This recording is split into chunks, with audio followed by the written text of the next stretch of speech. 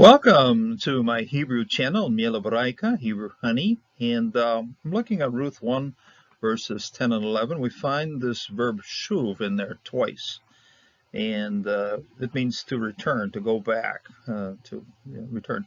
It isn't simply just a geographical designation. In other words, you're going to go from point A to point B and so forth. It also involves returning to your values or returning to your root culture, your root people, and so forth, your own family, and so forth. And as we get into the study, the one that we're looking at, this particular verse, it has in verse 10 and verse 11 a reference to the use of the verb shuv or yeshav. Also, it'll work without the surik, but it does appear a whole lot with the surik. And so we'll be taking a look at all of those. There are numerous, there are actually quite a few references, or quite a few passages in Book of Ruth that use this particular verb. I can't cover all of them. The video would get pretty long. It's going to be a little bit long the way it is. So hold on for the ride, and we're going to look at a very interesting verb, shuv, to return. And the first one I'm using a codex. From there on, I'll be using just simply a little easier to read modern electronic version. But here, Vatomar na lach ki itkach nashuv le amech. Vatomer Naomi shovna ban benoti tai lama telakena imi haodli banim bemeya vehayu lechem lanashim. And here it is in the codex. It's Vatomer Tomer na. Okay, this is still part of the root right here. So quite a long agglutinated verb here. And they said, that's the plural ending to this verb. They said to her, lachen, lach, to her. Got the right gender here on this pronoun, so it works fine. Lach ki, itach, with you, nashuv, we will return. The nun right here is the first person plural prefix form of returning. Okay, we will return, we are returning, we will return. Le amech, to your people. It's kind of interesting in that they notice that Naomi is returning. And so here the two Moabite women are saying, we're coming along. We are returning as well. In other words, they have identified now with Naomi and said, okay, if your people are over there, we're going to follow along with you. We're going to return with you. We're coming along. Okay, we'll accompany you. We'll become part of your group, and we'll return to your people. Now, Naomi, I think, doesn't want the fuss. And okay, says about Tomer. It isn't exactly a great way of evangelizing here. Oh, no, you don't want to go back to my God. I'm going to send you back to your pagan gods. That's just about the one thing you wouldn't want to do in evangelism. But it's interesting, even in modern Judaism, if somebody is interested in converting to Judaism, Jewish people actually have to make a little effort into dissuading them because it's going to be problems. So, but here it is about Tomer, and she said, Naomi, Shovna, return. Okay? We have seen Nashuv, so you got Nun, Shin, Surik, Bet, and that's we are returning, or returning, we will return with you. And here it's a hortative, Shovna, go back. And the Surik is dropped out. Surik is dropped out right here. See it? Here it is, here it isn't. Okay, so here's this reflexive sense of the word. Here it is. No, you just go back. And Naomi said to them, go back. Benotai, my daughters. Lama, why? Telakana, why are you walking along? Imi, with me. Ha'od, is there as yet? Is there again? Or od? Li, to me. Banim, sons. Bemeya, in my womb. Ve'hayu lachem lanashim, and they would be to you. Here, incidentally, we saw a correct use of a pronoun here, lach, and we find here this is all of a sudden a masculine plural form of the personal pronoun on the end here. And but we've seen that previously and at this point this doesn't really surprise us anymore. But it does cover what I've already said. This will also cover the female personages that we're talking about here. So, lachem la'anashim, and you will be for them. Oh, for them. Okay, yeah, it is okay to be masculine because we're talking about anashim. So, okay, you will be for them, their husbands, for you, and you become your husbands.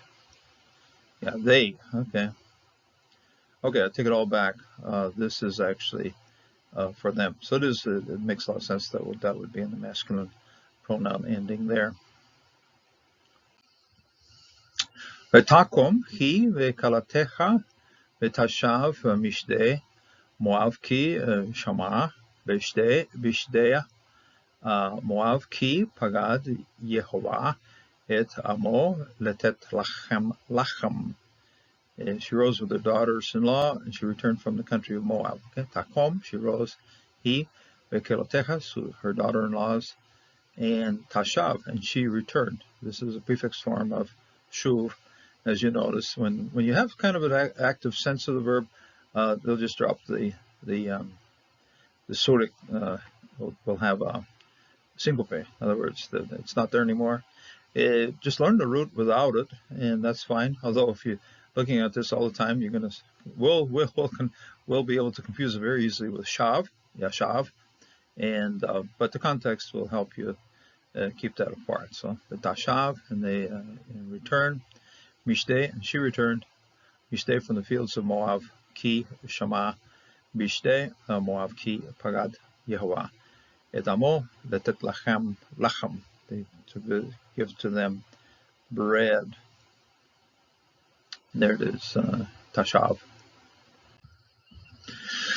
And she set out from that place where she was with her two daughters-in-law, and they went on the way to return to the land of Judah. V'teshe min hamakom asher hayata shama v'shte keletecha ima v'telakena baderech lashuv el aretz Yehuda, in order to return. So we have a lama, the purpose, in front of a verb. This verb then also becomes an infinitive. So in order to return, so using the shuv. And this, incidentally, the root verb, or the root, when you're looking it up in the dictionary, this is what they're using when they put the definition in the dictionary. They're using actually an infinitive form of this verb to fill it out, so that you're going to have the three roots. You're going to have a sheen, you're going to have vav, and a bet. People who write dictionaries like to have three roots. At this point, this is not the masculine, the third masculine singular form. This is the reflexive form. So, lashuv, in order to return. Vatomer hine shava yivim tech el ama el elohecha shuvi achare yivim tech. And then she said, hey, look at this. Shava, she has returned. So this is the root right here, shin bet, and then the hey at the end is feminine ending, third person feminine ending of this particular root. And then we go on to here, to her people and to her gods, put it in the plural. Gods here are going to be in the plural, and it's going to be lowercase letter because these are false gods. So, el elohecha. Shovi, this one here means return. It's a hortative. You go back. And after or behind. Return behind yibim techa. This yibim tech, bim is to fulfill a Levirate marriage. In other words, this person here, when you have this happens to be a noun right here, but and feminine because of the tau. But this one is somebody who is in a place or should be fulfilled or has fulfilled Levirate marriage. In other words, to fulfill a marriage in order to establish a name. So this is the bam. Okay, bam. You see that the start of the story of Judah, Tamar, because the boys are dying one after the other, and so Judah's grabbing each boy and going, "Go marry Tamar," fulfill, fulfill the right marriage, and they're all up and dying. So, yeah, it's kind of an exercise of with great danger when the Lord is unhappy about what you're doing there. So, Vatomer Ruth el tifagei bi leashav lashuv meachrecha ki al asher telaki elech u beasher telini alin amich ami elochech Elohai. And this is a very we're going to look into this passage with much greater detail in the future lesson, but boy, it's really quite a nice passage. It's got a lot of feeling, a lot of connection here, and a lot of really nice grammar going back and forth between second person here, telech, the first person, elech. So it goes back and forth, 1, 2, 3, 4, 5. Although here at the end it isn't doing it through verbs anymore, it's doing it through names, or through nouns. Anyway, lashuv, to return. Okay, so it's a series of petitions here. Don't push me, don't urge me onto me. Ashabech, in order to abandon. So you have a limited purpose in front of verbs that makes this thing work as an infinitive. To abandon, to leave. Lashuv, in order to return. From behind, from after you, or to follow you, returning to Judah. So these are the words of Ruth, in which she affirms her loyalty to Naomi, and not only to Naomi, but Naomi's God. It's a very important passage here in defining. This is Naomi's profession of faith before her mother-in-law. Now we get back to Naomi, and Naomi is talking here. Naomi, the sweet one, the pleasant one, is saying, I went away full, and Jehovah has brought me back empty. And why call me Naomi when Jehovah has testified against me, and the Almighty has brought calamity upon me? Ani me leach halakati rakam he shivani Yehovah lama tikrana li Naomi va Yehovah ana bi va Shaddai hera li. Ani male, I went out full. Halakati, I was walking out, or leaving, departing full. Halakati is to go walking. Rikim, and empty. He shivani. We're going to see Rakim a few more times because Boaz, it's not good that you leave the threshing floor.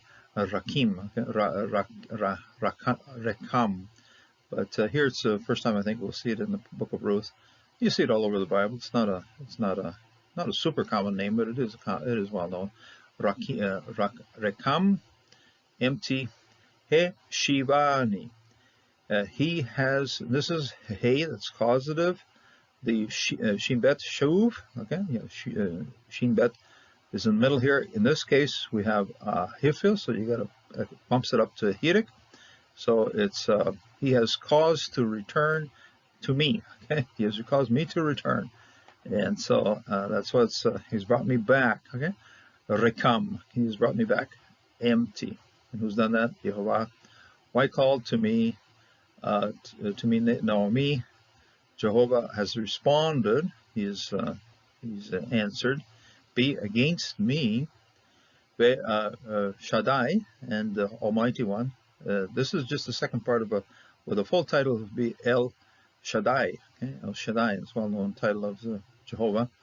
But often when Jehovah is behaving brusquely or very very roughly, so okay, El Shaddai. Okay? Shad is to be a hunter, okay? But side to be a hunter, to be a person who's very rustic, okay? So Shaddai, El Shaddai, Shaddai, the all powerful one, the Almighty One, Harai, calamity, evil upon me, okay? The Almighty One has brought calamity upon me. Now, here we have Shuv again, and it's found in this particular sequence here, Me Shebiv. This is then a participle working like a noun, but also with a lamed, a purpose on here in order to be. So haya, lach, le mishiv, in order to be a restorer. Nefesh is soul or life, okay? Nefesh. U le kalkel, in order to nourish. Et yeshbetecha. It's got the same roots, but this just simply means old age, of your old age of you. Okay? A feminine ending, talking here apparently to Naomi. Ki kalatech, for your daughter-in-law, Ashir ahabecha, who loves you, yalatenu, your daughter-in-law who loves you, is more than Asher he Toba, she is better. Lach, for you, mi Sheba Banim, more than 7 sons. Okay, this is more than 7 sons. And the word Meshiv is to be a restorer. So you can take Shuv, bringing back, but the Lord has brought back. And essentially what has happened now with the marriage of Ruth and Boaz and the birth of the child, the family has been restored. Manoach has been brought back. The Lord has placed his people in place again, and it's all has been restored through the birth of this particular child, Obed. And the good Lord is the one who makes this happen. You see that here. This affirmation of what Jehovah does. Jehovah restores, okay? He restores my soul. He leads me in the paths of righteousness for his name's sake. Nafshi, Yeshovev, Yanheini, Be Me'agale, Sedek, Leman Shemo. My soul, Yoshbev, he restores, he brings it back. Shuv, it's gone off into difficult places, has had trials and troubles and worries, but the good Lord brings it back. He restores it. He's bringing it back. Shuv. This is the work of the Lord here as a pastor, our pastor, who's bringing us back into the quiet waters, into paths of righteousness. Me agale sadik. Agale is there are the paths that go, the paths that would follow the guards around the inside walls of the city. Okay? So it's the paths that we constantly walk on, the well-defined paths. Gal here means the circular paths, okay, the ones that we are following in a normal fashion. Okay, Agale, Sedik, righteousness, and for his name's sake. This all leads us to what we know of what the Lord does for us. And after you have suffered a little, 1 Peter 5, verse 10, after you have suffered a little while, the God of all grace, who has called you to his eternal glory in Christ, will himself restore, confirm, strengthen, and establish you. And it starts out here with what the Lord does to us when he rescues us, when he saves us, when he brings us into glory. He restores us. Our life is messed up big time with sin and with troubles and trials, but the Lord returns us into his rest, into his circle, into his family, into his people, and so he restores. That's the work of God in us through Christ. Okay, in Christ he will restore us, and something beautiful to look at. It happens to us when we're faithful in service to him in this life, but also most certainly it's something that will continue on into eternity. So may God bless, may God strengthen you, may God restore your soul in this day. Until the next time.